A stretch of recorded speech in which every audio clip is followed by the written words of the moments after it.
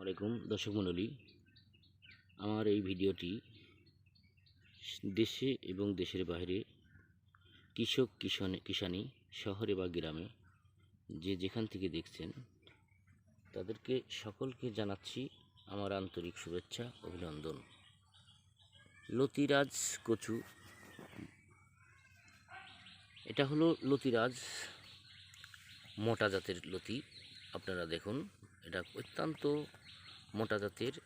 1 কেজিতে 12 থেকে 14টা লতি হলে 1 কেজি লতি হয়।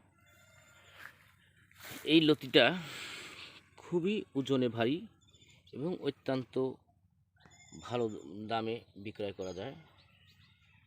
এই লতিটা খুব ভালো মানের একটি জাত লতিরাজ।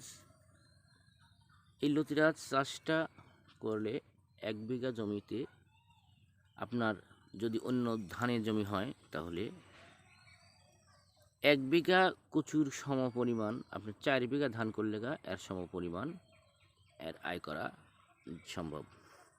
কারণ হলো এতে প্রতি সপ্তাহে 6 থেকে 8 মণ লতি প্রতি বিঘাতে ওঠে। যত কম দামের আপনি বিক্রয় করেন না কেন, তারপরে প্রতি সপ্তাহে আপনার 8-10 হাজার টাকা, 12,000 15,000 টাকা বাজারের সবজির দামের উপর নির্ভর করে অনেক টাকা হয়।